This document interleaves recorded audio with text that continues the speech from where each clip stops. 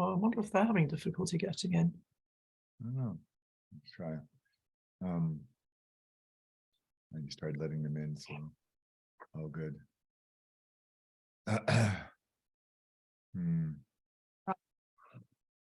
Hello, Rose. Hi, David. Hi, Rose. Nice to see you. Nice to Hi, see you too. Welcome to Chris. We have a Thank small you. group this morning, so we'll have a nice intimate conversation. Everybody must be sleeping in. Mhm. And I should mention that I've got to duck out again by 9:10. I've got a 9:15 standing appointment, I'm Okay. afraid. Okay, great. And where are you calling us from today, Chris? I'm in the Boston area, Massachusetts. And what brought you here today? You know, I saw the email in my inbox and it resonated with me. Okay. I'm just curious about Okay. what this is about, and Okay, I'm always looking for ways to improve how I help my clients. So Great. happy to listen in. great. And Carolyn, do you want to introduce yourself? Yeah, of course. Rose knows me a bit. I've been working with David in the narrative release space, especially, and I've been through all the programs here, Carolyn Sargentson. I work as a coach. I can't find a better name for it yet, but I will do one day. And I do a lot of work in the arts and cultural sector. Lots of systemic work at the moment, bits of constellations, somatic stuff. Hi, Monique. Hi there, Carolyn. Nice to see you. David, Chris, Rose, Yeah. Kathleen. Hello. Hello. And where are you calling from today, Monique? I'm calling from the French Riviera. Oh, darn. Oh, beat that, everybody. Take us with We can all go you. home now. Is You that win. your permanent? Are you permanently there, or is this a temporary abode, Monique? Been here since 2009. Never I'm leaving. sort of half So expecting. I live on the English Riviera, which can't quite compete. Ah, No. okay. It was a very beautiful place in the southwest Yeah. of England and is now terribly underfunded and rather deprived, but Yeah. also very beautiful. Yeah. But yours came first. Torquay, etc. out that Yeah. way. Yeah, exactly. I'm a long Yeah. way from there. Yes. It's Yeah, funny I how live we near associate Nice. places with things, and I keep expecting like James Bond to bring you a coffee or something. James Bond is making chicken stock in the kitchen right now, so we'll see whether he pops in or not. He's a Okay. little James Bond is underdressed, as clearly am I. matured. Yeah. Hey, Kathleen. Hi, Kathleen. All right. All right. Well, let's go ahead and get started. Oh, January's here. We'll let her in. I can take care of that, David. You Great. get going. Perfect.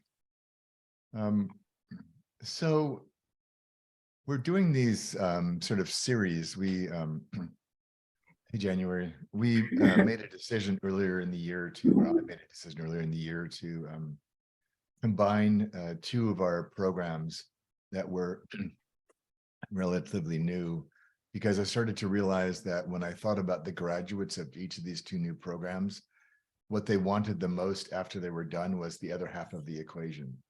And I said, so why not, rather than have people go through 2 years and do all these things, why don't we just bring the programs together? They can have both halves at the same time. And a large part of that is that, there's often, certainly in this time, a craving for a lot of professional development, trying to kind of sort out the market and what the world is doing, and what do our clients need and how do I resource them. And sometimes that can take a personal toll on us as we run around trying to figure all these things out. So then we run off and go to a yoga retreat or something to kind of restore and get back in the game. And I thought, well, this is just madness. Why don't we just bring the two of these together, care for ourselves, deepen ourselves while we're learning a different way of working. And so these are just a series of conversations. Some people like Kathleen and January have already been with us, and others of you are sort of exploring this possibility. And so I wanted to do something a little bit different today. I don't know if you can really see my whiteboard behind me, but so one of the sort of meta skills that we teach in this particular program is the ability to put most of what we know in what we think of as our back pocket or into a purse or a backpack, to be used as needed, if needed, as opposed to having to agonizingly prepare everything in advance. So I wanted to sort of demonstrate that. So I invented today's class last night, because I thought I'm going to take some of the pieces that are very familiar in this work, and I'm going to use them to address a dilemma I was noodling in my own mind. And I just wanted to, I'm thrilled with what I came up with. And I just wanted to show that this is actually a lot of how we work in this space. The ability to improvise, to adapt, to remain present and discern what's actually most useful right now, which may or may not have anything to do with what we planned. And we all, if you're veterans of your practice, you know this, you lose your suitcase on the way to the talk and you don't have your notes anymore, or the client suddenly changes their mind and they want a different outcome from a workshop as you're talking to them over coffee in the morning. We've all been to those places. So like, what if, rather than panic or having to run around, what if we worked that way all the time? Just like in the rest of life. No one gives you a little briefing in the morning how your day's going to go.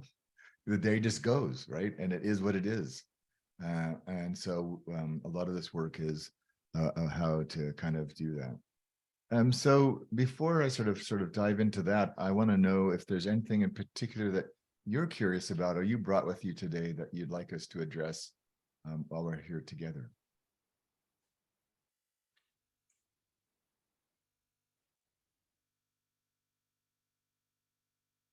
Can I say something, David, Yeah, please. about the kind of being present? You mentioned the yoga retreat. So Yeah. I'm a yoga teacher, everybody, in one vein. And you and I, David, have talked about not anesthetizing ourselves. Yeah. That being present isn't about being silent or not there. And I just wanted to share something that just popped into my mind from a Resmaa Menakem session in 2020 in the pandemic. And I was an ID student then. And it was big, the racial justice, it was very intense workshop. And all the white people were having trouble, me included. And he just turned to the screen and he said, "Don't you white people effing go and yoga the hell out of this discomfort." And it was so fantastic. Yeah. It was just this moment of you get uncomfortable, you go and do some yoga, you sort yourself out and you come back and nothing's changed. I just had to share that with you guys because perfect. It came up very forcefully. Yeah. Perfect. Yeah. Wonderful. Yeah. Anything from the rest of you that you're particularly on your mind or particularly curious about?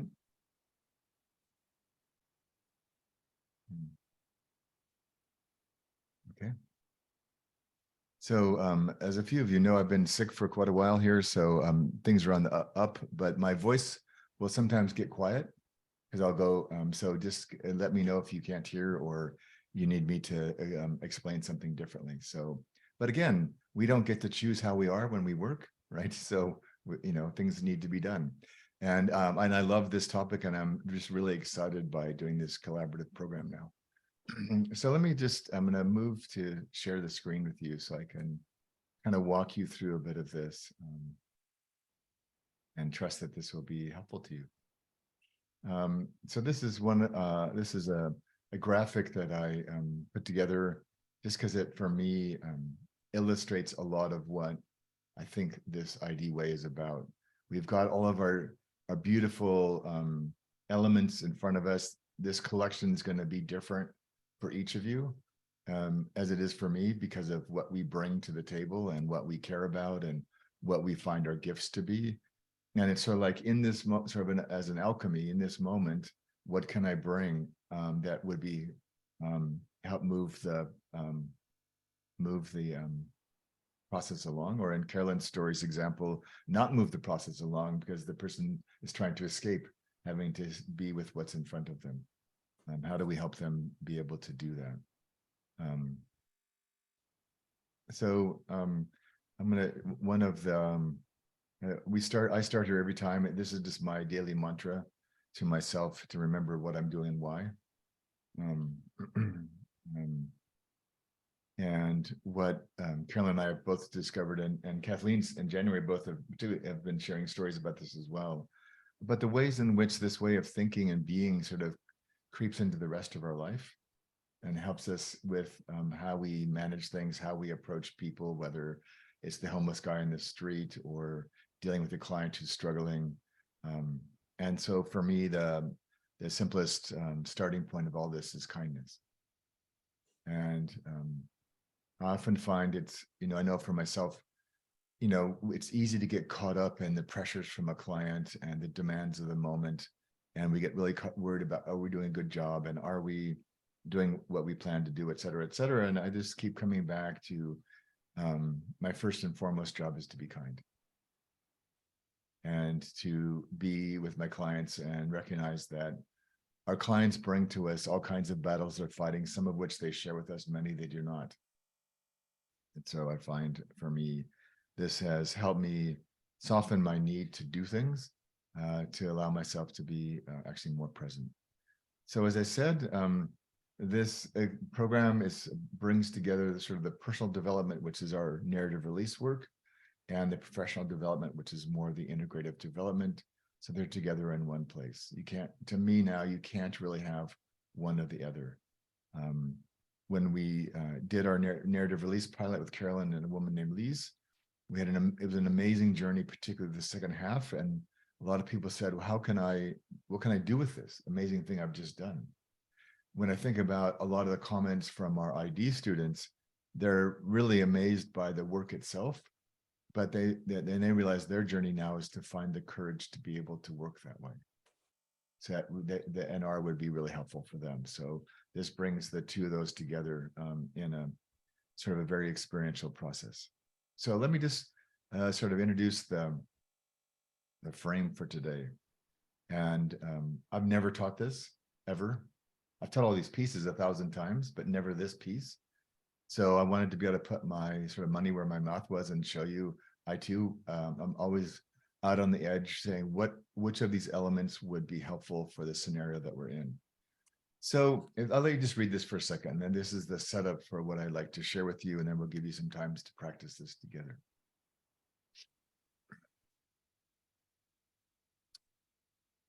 So, like if you've done corporate workshops, you've heard this phrase 1,000 times. Well, that's lovely, but that would never work here. And it's like you have this giant plan. Well, we're going over here down the corner, and we're of these great things. You just wait and see. And then all of a sudden, the participant comes to a screeching halt. And they often will sit in the back of the room with their arms crossed, or they'll kind of look away, or they'll maybe have a bit of passive aggressive, annoying questions. And so this is sort of a standard default deflection that you hear. And it may or may not be true. So I don't want to discount the fact that it might be true. It's not really relevant, but I want to just talk about from an ID perspective, how would we handle that scenario? So I want to show you, this is what, when we hear this is what usually happens. We start over efforting. Well, I better get better at this. I've got to be clear. I've got to explain this yet again. I've got to go hold their hand. I've got to help fix this for them. And we're just, we end up focusing on the stairs. And well, if you just wait, you'll see that we have it all planned out, and we've got the 9 steps, and we've got handouts, and we try to just really re-engineer this or engineer this such that we can show them and prove to them that it will work here. But the reality is that the person who has said this, they're only focused on one thing. They don't care about our steps. And they may not understand them, but they don't want to admit that. They may be afraid of them. They may realize, crap, they're right, but I don't want to try. It's too hard to try. They're already projecting way into the future. Oh, my boss would never like this. And so they've lost contact with what's actually happening. But we don't focus on that. We focus on trying to get them to come back to what we had planned and to convince them that we've got this all covered. And if they just would go along with the game, that this would all be kind of sorted out. So I'm going to offer a different perspective, and this will be this setup for our practice. But before I do you recognize any of this from your own practice? I see some, if anybody wants to speak to that, we're a small group today. If you'd like to just come off mute and share anything that has come up for you already. And then I'll show you how we might look at this from an ID way. I'll share. For me, what comes to mind right away is a current client that I'm working with one-on-one, who invariably their response to something that comes up is, yeah, but that won't work. Yeah, but this is this. And we've talked about the yeah, but thing. Yeah. So yeah, this is hitting home very closely. Mhm. Yeah, I've encountered this a lot. I've also delivered a ton of executive education, and I certainly have lots of audiences who will go, into a kind of no, or like show us, kind of a very logical brain, show us the evidence, et cetera, that I can be tempted into that modality when, as I'm just kind of what's arising for me as I'm just looking at this is, I could ask that person, are you personally willing to step into the unknown? Yeah, well, that's what we're going to do next. So you're already, yeah, and there's always this sort of, whether it's a man or a woman, this sort of sense of a feeling, but paternalized, I suppose, like they're going to pat you on the head. Well, there, that's really lovely, and maybe in your world that's okay, but here in the real world of leadership, that would never work, And it's like this really often very top-down kind of thing, even in.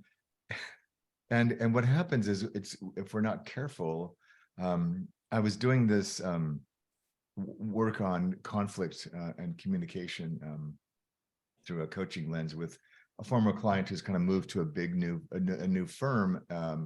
He and his partner now run this firm, and they're all like lawyers and financial analysts, whatever, and they wanted me to help them talk to each other better, but they refused to actually change. But they just wanted to have the conversations be different. And I couldn't, and I said, you know me. He said, I'm not going to let you off the hook with this. But they started to, by the end, they started to admit, we actually don't want to change. We just want to be kind. We want the culture to be better, but we're just observing ourselves not showing up to actually do the work. I thought, well, finally, at least an honest client. Because I said, well, great, then let's just go home. And be done with this. And but up to that point, and this is where today's session came from, I was thinking of them. I was working every angle trying to figure out what would get them to engage with this, and there were a few people that were more braver, and but they had this imagination that they were not capable of having these kind of conversations. And nothing that we were doing was dissuading them that was true. And so, so this is really about how do we show up in those times when, and how might we invite our clients into a different process?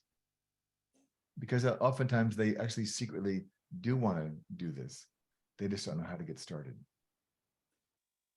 David, I'm thinking about, one-to-one and group, and how in a group you can sense that often it's non-verbal. Yeah. The no, it won't work here. And you can kind of feel in the corner of the room or at the table or even on the screen that there's a no, the sort of Monique was doing that a little bit when she was describing the no, that you can kind of feel the force field of the no. Yeah. So it can be expressed somatically and posturally. Particularly in groups, not also one-to-one, but I'm thinking of groups particularly systemically. Well, and I was thinking when I was getting this ready this morning about how when I was in, I think, grade 5, I'm sure they don't do this now, but back then they had this idea that teaching kids how to do things like dance was going to be useful. So I remember the first time we were in I think it was square dancing or something.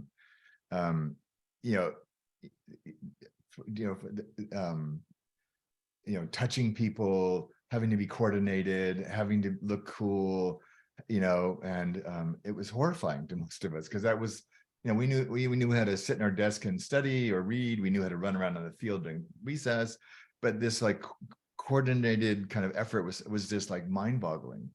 And so I do have a deep appreciation for people that have avoided these kind of things for most of their life. And now we come along thinking that our new way is going to convince them that they should actually dive into the unknown.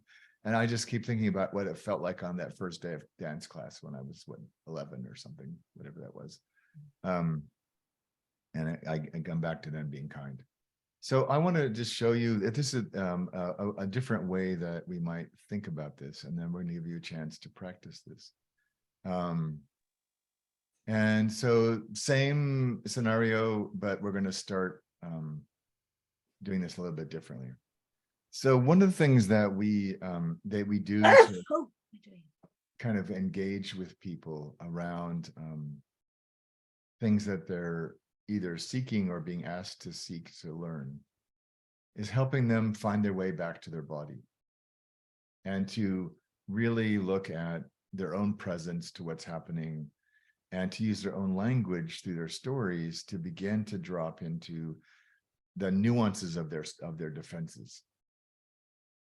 And so we use a sort of a simple process that I've adapted from a dear friend who's a Buddhist teacher to get them to, rather than try to over effort around the stairs or try to convince them or be more charming or be more whatever we do to try to persuade our clients to engage, to just accept they don't want to go there right now. Make absolutely no effort to change that. And so we pause and we invite them to pause. And so what I'm this is a simplified example just for teaching purposes, but we're actually going to get you to do this for yourself.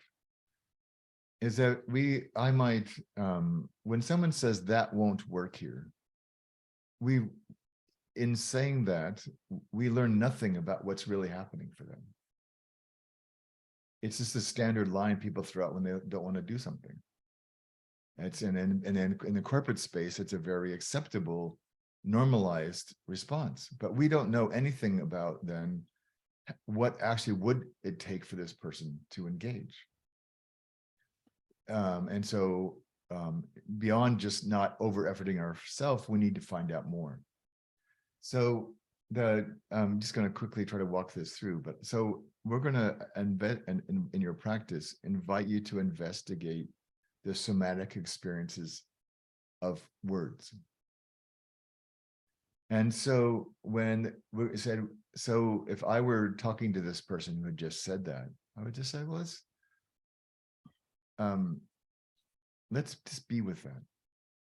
So tell me more. You said that won't work here. So tell me, let's just pause and reflect for a minute. I'm wondering what you're meaning by that. What is that won't work here? And this is the beginning of helping them to drop into what's actually their resistance all about without trying to change the resistance at all. And then we might, then if we have a clear sense of what that might be in their mind, which often is, in our view, maybe blown out of proportion or misunderstood, but that's this, in our language, the situate, that's what they're seeing, that's what they're feeling, that's why the unknown looks this way and feels this way to them. And then we're kind of looking at how can we help them to relax around that? And we're not trying to change won't to will. There's no effort to change them at all. Just trying to help them understand and deconstruct that phrase for this point in time. And so we're pausing, and then when we pause, we can start catching our breath. We sort of can, sort of sense more what's happening in our mind, and we can start to relax. I no longer need to justify that I don't want to do this, or I don't know how to do this, and I'm embarrassed, or my friends are not going to like me if I do this, or I'll lose power or status if I do this, or all these stories they've made up. And so there's, as we'll see in a minute, there's this sense of surrendering here around the won't. And so then we're trying to find out how do they land in this space as opposed to a blanket won't. And then as they start to relax and realize we're not trying to pressure them, we're not trying to change them, we're not trying to force them to go up and down our stairs. We're just helping them discover themselves, to find out what where's the opening for them to learn something, to do something? What of this could work for them? And it comes from a different place than where they started. And so then the third word we're going to unpack is around work. Because again, clients create all kinds of fears in their mind about what they think what you're asking them means. And they're projecting into a future, say, I wouldn't feel comfortable saying that. Or to your story, Carolyn, well, when I get stressed, I always go to yoga. What do you mean? What do you mean I can't go to yoga? And that's how I deal with the stress of my job. And that's not what we're saying, but that's what they're imagining, that you're prohibiting yoga. They lost the beautiful analogy that gentleman was, I think, trying to make. But we're asking them to, well, what would be possible here? What if this would work for you, rather than throw everything out with the bathwater? So it's starting to open up to where is there an opening for them to do something. And then the last one is just the fourth word is here. So what could we get them to do in that moment that might give them a space where they could do something, rather than blanketly pushing away at all. And so all of this, then they come back around, and then we have now they and we have a deeper understanding of what that means to them. And so what I'm going to invite you to do, now that you're experts at this yourselves, is to practice this for yourself. And you might think, well, I can't do that, or that's not going to work for me. Well, great. So you have a chance to practice at 2 levels, the practice and then yourself. But I want to just give you an example of what this I'm going to ask you to do. So I'm going to put you into some small groups, and we'll do 2 groups of 3. That'll be perfect. And we're going to ask one of you to identify either a challenge that you're facing in your own life or work, or something that you're, like the story we had earlier on from Chris about the client. So what I'm going to ask you to do is have one of your colleagues distill down the challenge to as few words as possible. And so I've kind of mapped the previous example of this. So the first step is sort of what's the sort of the key object in this. What is the that in your version? And then what we might need to surrender about our story, about that. What can we relax into about that? And then there's a sense of, once you've surrendered, then it's a releasing that. As a result, if I let go a bit of that story, what am I being asked to release? Oh, that my lifelong belief that I have to be perfect before I can try anything. I used to, when I was a child, I used to idolize my father in some ways, because everything he tried seemed to come out perfectly. And of course, then as a child, you think, well, I can't do that. So I didn't try very much when I was young. And then later in life, I realized he was actually quite skilled at things, but he only tried things he could excel at. He never tried new things that he couldn't master. So I only saw a very narrow sliver of life and assumed that that's how he was all of the time. And so for me, I started to realize I released my own view as a person, that I could open up to what was in front of me, even if I wasn't very good at it. And then there's sort of coming back to sort of sense of self in here, right now. What could I do? So I want to give you this sort of invitation, and some of you think I have no idea what he's talking about. Some people can't wait to get started, and everybody else is going to be sort of in between. The purpose of the exercise is not for you to perfectly do this, or even to do it exactly like I'm explaining it. You might find a different path in your conversation. These words, the structure might not exactly fit the example you're going to bring. So don't try to conform to this to please me, or to fulfill sort of your sense of obligation. This is one of the ways you could use the process. And the key process is Can you help people drop into the felt experience of the words they're using to describe what's happening for them? In doing so, can you help them to pause and relax and open around things in their story, things in their resistance that might give you some clues about where is the potential for learning here? So the only outcome that matters to me is that the person person A, who's had the challenge, finds an opening to reframe or reposition themselves in the challenge that they didn't have before. And you don't get gold stars if you do this perfectly. That's not the point. So I'm giving you this example as a way for you to say, what could I do with this in a way that would meet the person A and their challenge? And like you could spend your entire breakout room on one like the opening, because that's where they need to spend most of their energy. But this just sort of shows how to get to the learning potential is not through our structure, not through our agenda, not through our curriculum. It's through moments in time where we can notice there's an opening here for this person to do something. And so I'm going to get them to unpack, to sort of pause the movie, relax into what they can notice, and surrender to something they're haven't looked at yet, and then figure out what is the opportunity then to open up to shift what could be done. All right. Questions, thoughts, rebuttals? Do you need to photograph screens or anything, any of David's Yeah, slides? I think it would be helpful if you would do that. Zoom still doesn't have the capacity to show slides and things in the breakout room. So yeah, but let me just give you, I've forgotten I just created an example of, I've forgotten I'd done this from this particular example. So this, if I were doing this in real life, one piece would be when I invited this person to pause, they realized that they were projecting onto me or onto this invitation is really a reflection of their own anxiety about not fitting in here. It's not about my request or them or anything. It's about their own anxiety. And so, great. So we don't know what that means yet or what we're going to do. And so that's totally fine.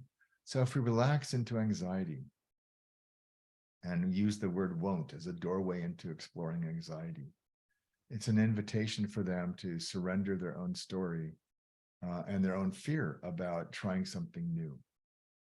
And maybe they've got trauma stories around that or whatever, but the won't, just to feel the won't, like how old are you when you say won't? What does that mean for you? What comes up for you when you really dig into won't?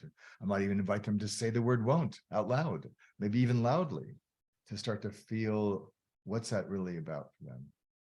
And as I do that, then they kind of open up to this pattern that they're noticing in their job. Like I'm saying I won't do this or that won't work for me more often these days. And I'm starting to realize I'm just sort of keeping my head down and work.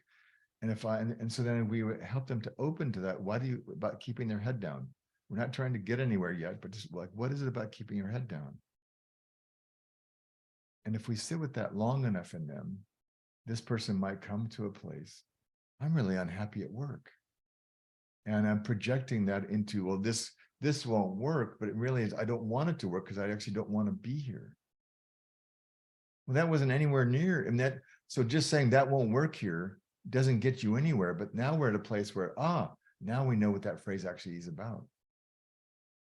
And so if we invite them to step into facing their unhappiness, they start to realize that the invitation in the workshop, in this case, is not to get them to comply with my request as the trainer. It's for me to help them find their way to what is being asked of you in this moment of time. And for them, in this case, it was to begin to make some decisions about whether I even stay here in this organization or not. And so you see, you've ended up at a very, very different place than if you try to get them to conform and do the practice, to cajole them or to support them or to confront them to, well, just go do the work, right? And then you would have missed the real reason why they're there and what they really need to be doing, which may be totally different than the need of the person sitting next to them. And the reason why I don't use curriculums in my organizational programs anymore is because you could have 30 people in the room around the same topic for the same reason, and they're on 30 different learning journeys. They have 30 different fundamental needs, whether they know it or not, about why they're there and what's even possible for them. There is no curriculum on the planet that would meet all 30 people's needs. So I just gave up. I said, I'm not going to waste my life creating curriculum that's going to maybe be useful for 20% of the group. And so I want to get to step 4 for as many people as possible. And for me, this work that we teach in this program will help you figure out how to do that.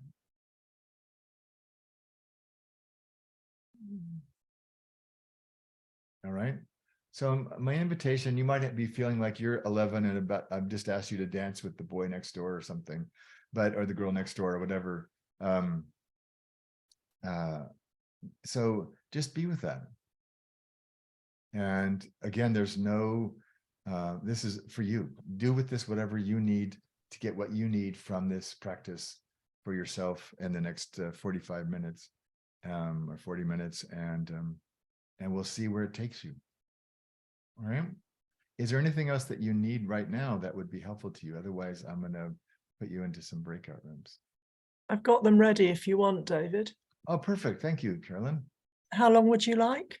So I'm thinking that I think this will generate a fair bit of discussion. So how about if we give them 30 minutes to really just play with this and, create your own little microcosm of learning, and whatever you do will be perfect. Yeah, and then come back and tell us all about it, please. Yeah, and then we'll come back and see what. So like I could have given you one of the things that we've already perfected in some ways in the class, but I think I wanted to model for you. So if you can see my whiteboard, that graphic you just saw is scribbled on my whiteboard. That's where I workshopped myself through this around one of my own challenges at the moment, or related to my health. And I thought this would be really fascinating. And so I was walking myself through this and coaching myself, doing exactly what you see on the screen. And so I wanted to show you not only the value of the content itself, but just the way in which ID operates. And what you'll discover is that, it's like, I don't know if you ever watch any of the MasterChef shows on TV, but one of the episodes I always really enjoyed is when everybody was given the same pantry of items that was a surprise to them. And then the winner was the person who created the best dish out of ingredients they only could see when the doors were opened. So you all have got, beautiful things in your pantry, but you don't know what your client wants to eat until you get there. And so this is a chance for you to kind of discover what is in your pantry and how might you use that in a way that would be useful and fitting for the situation you're encountering. Okay. So whatever like I said, anything you do will be perfect. And Rose, I know you said earlier that you'd be jumping off at 10 past, so you should just about be able to do the practice. And then if we don't see you, thank you for coming. Yeah. Nice to see you again. And everybody, I've set you for 29 minutes and then a 60-minute countdown. So you'll see the screen inviting you to stay for an extra minute, just so that you know where you are. All right. When you're ready, are you all okay to go? Yep. Great, off you go.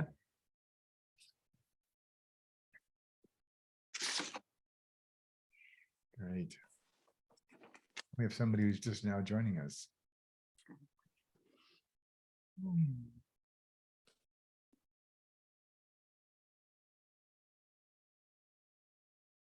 All right. Well, I would just love to hear how your experience was for you.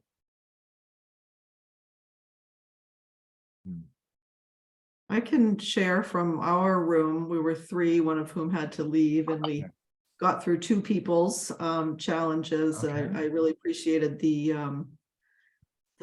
generous pacing, the spaciousness of it, and we did 2-on-1, working with this, this very loose sort of, the model, as it were. It's not like, you'd go step A, B, C, D. It's not that at all. Yeah. What would be helpful to relax around, or, but it was a Exactly. lovely, I think we Yeah. kind of held it sort of as intentions or something. Yeah. But it was, I feel like it was quite, I think it had a big impact on the two people who Mhm. we did this work with. So I think it's, it yielded some self-insight.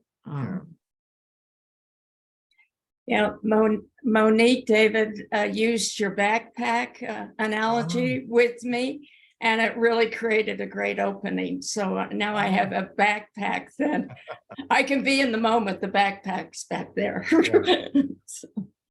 Yeah. So yeah. Hmm. Hmm. We also ended up having 2-on-1 in our, Okay.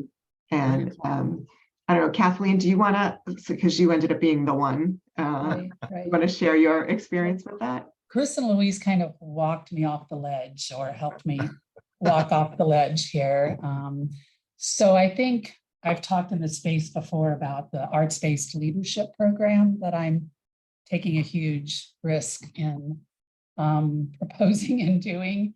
And it came together very quickly. Normally we plan for a year for a program. I talked to the director of our art museum January 5th, and our first session is Friday. Oh, And we have, it'll be 7 Friday mornings in a row. But I said, I woke up this morning going, holy shit, what have I done? What if everybody hates this, right? Oh my God, right? What if I've given Sarah Lynn just too much rope here? So, Sure. I had, it's like the right-hand column and the left-hand column, right? Yeah. Oh, this is wonderful. Yeah, that's what you think. It's really not wonderful, and you're going to find that out, right? So, so we kind of used a little bit of this, but kind of processed through that Sure. huge anxiety that if this is a failure, I've been doing the worst case scenario in my head, like they could fire you. Well, really? Do you think they would fire you? Oh, no, they probably wouldn't fire you. You'd just never be allowed to do any of this stuff like this ever again, right? Well, then I just want to leave, right? So it's just, Anyway, so they were delightful and, listened well and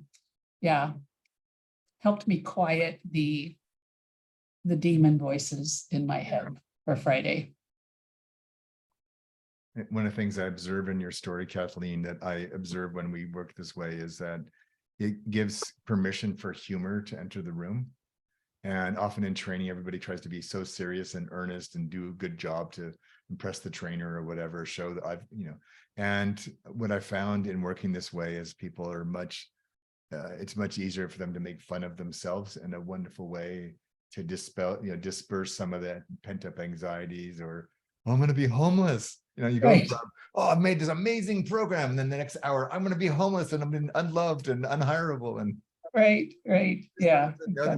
the foibles of being human. And I just find we learn so much more when we can bring our whole self, even the petrified self, to the table. Yeah. You're reminding me, David, of that work that you did with that fantastic woman, somebody Withers. Who was she who works with Meredith? Denise. Denise Withers. And you were bringing to the conversation or the interview that you did together, just ask someone to go into the frame of tragedy, drama, or comedy. And I've used that so much. Yeah. Not everyone has the capacity to go into the frame of comedy every time in the narration, but it's such a release, as you say, and as you show, Kathleen, so beautifully. Yeah. It was one of the ways often when I did a lot of large scale change projects, nobody ever really takes care of the staff. And they might be sent to a transition workshop or some kind of crap, but there's no outlet for them to be outraged or afraid or whatever. And so we would do that. We would have them write what was happening as a drama, and then which was kind of the most reflective of reality. And then we'd have them write it as a tragedy to totally over exaggerate all the things they didn't like. You know, oh, there's fire breathing dragons in the CEO's office. And they would just like go and just create this gigantic Harry Potter like thing. Then I said, I'd like you to write this as a comedy. And then they had so much fun because, as with like court gestures of old, it gave them permission to mock the king and queen, or to do a kind of a Monty Python take on their experience. And that became the outlet for them to be outraged, but in a way that they could live with and be with, and channel some of their angst through and so it was just a really great way, rather than going right at the emotions, to use their storytelling to not only see it from different perspectives, but develop greater agency around the stories they were going to choose to tell, and become aware of how they were actually feeling, but in a way that was safe for them to do so. You know, Yeah, and it just points to people that it's just a frame. it's just a frame. The won't, all of it, all of those 4 words, just a frame. Yeah. Anybody else got anything that they'd like to share, just so everyone can be with the practice and reflect if they'd like to?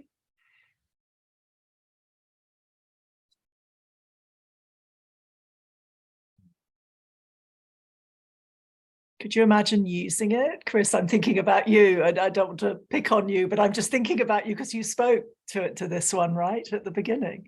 Yeah, and I would say both Louise and I mentioned we're both looking forward to playing with this more. I'm excited to play with it more. So I'm already thinking of ideas, and plus I love what you just shared, that reframing coaching technique around describing the story they're telling is either a drama, a comedy, a tragedy. Like that, I think would work perfect with this particular client I have in mind. Great. So thank you for sharing that too. You're welcome.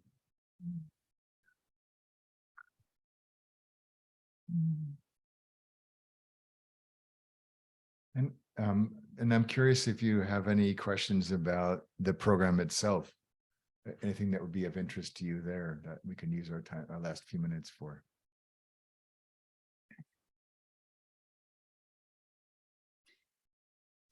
Louise. Yeah, hi. How does the program actually work in terms of, what do the practice sessions look like, or do we watch you demos with you? How does it work? Yeah, well, lucky for you, I have a slide for that, I think. Oh. Let me, because then I can just talk to that. But here we go. So these are the 2 programs we merged together to make this happen. So the narrative release is sort of the inner work that allows you to stand with others in the unknown, as opposed to having to be the one that pretends to know. Carolyn and I were sharing while you were in your small groups about the vicissitudes of our current lives. And if you'd asked us a week ago what this week is going to be like for each of us, we never would have guessed. And here we are in the weeks we're having, whether we wanted to or not. And the ability to be in that and be in the unknown of that and make choices and move and is a really very much about an inner journey. And then the outer journey is like when you have those awarenesses and that capacity, how do you actually help make something happen? How do you manifest the potential for what's available to you?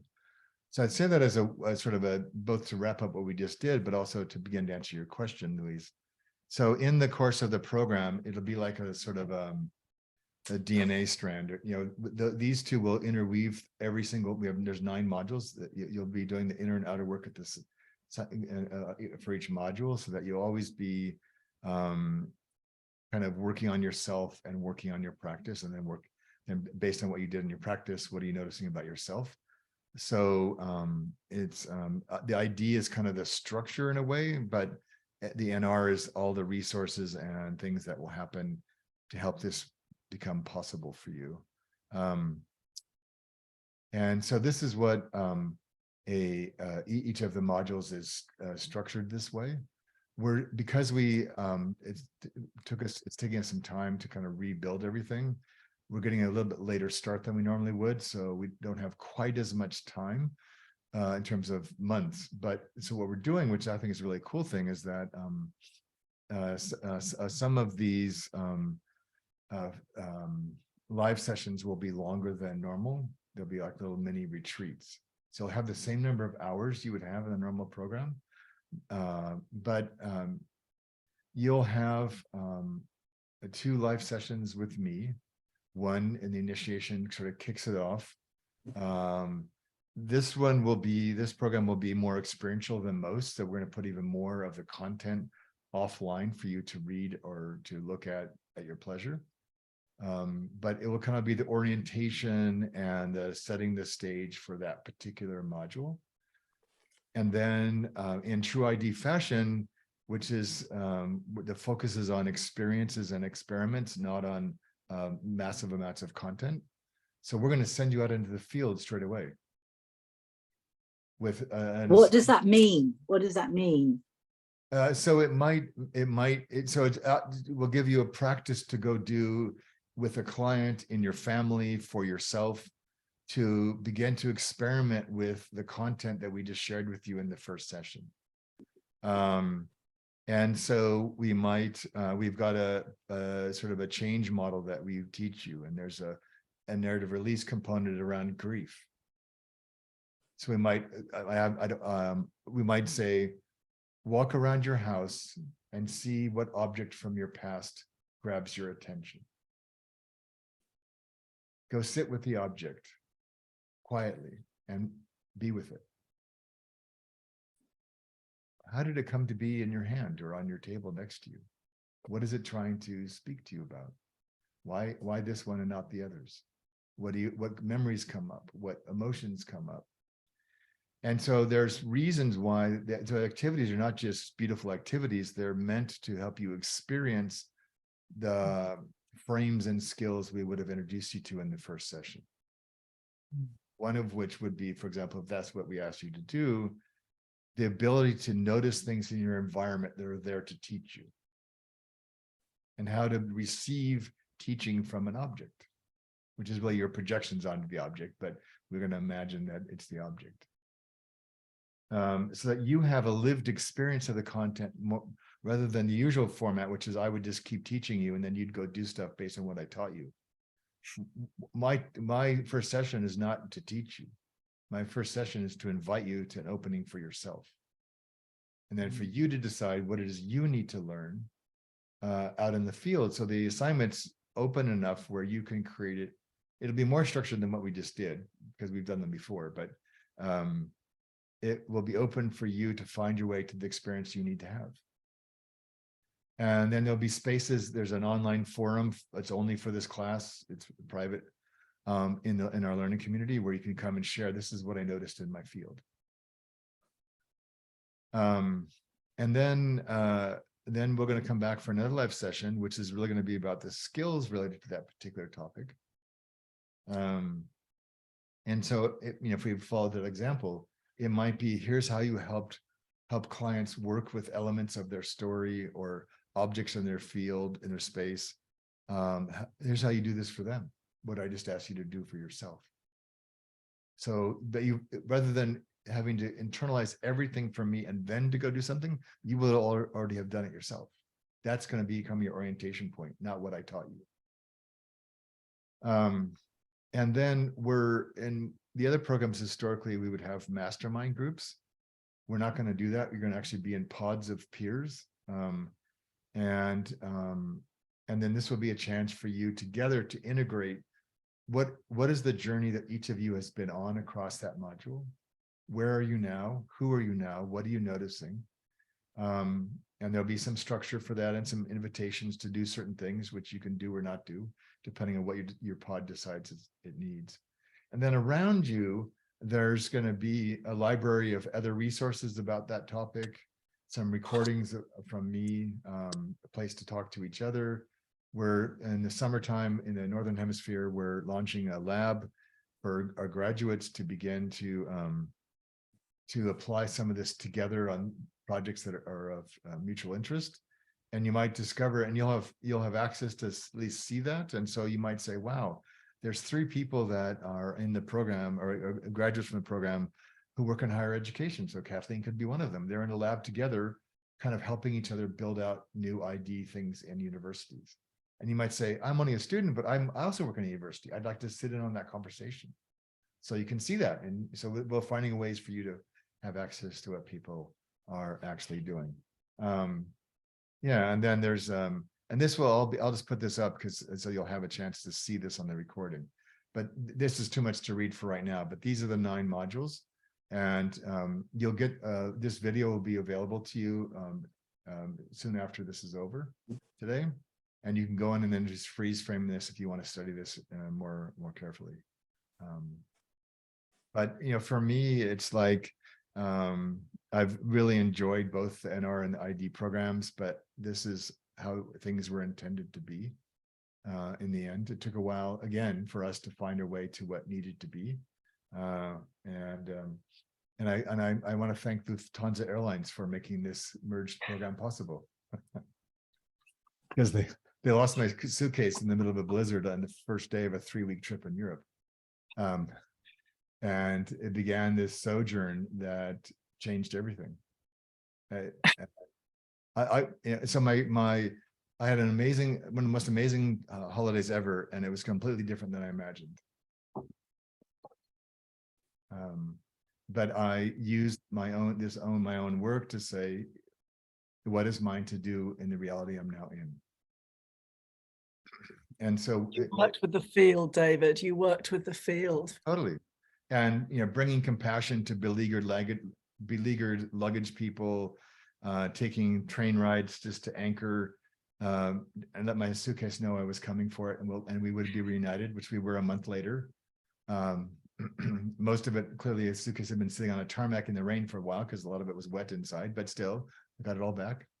And I said, and I'm going to be, my daughter had something similar 6 months ago, and she's still waiting to be reimbursed. I said, no, I think because of the effort I put in and the steps I took to be with this all through those 3, so that trip. And I got home and I filed my claim. What is today? Tuesday? I filed my claim on Saturday. And on Monday, I had an email from Lufthansa. Here's what we're going to pay you. Where do we send it?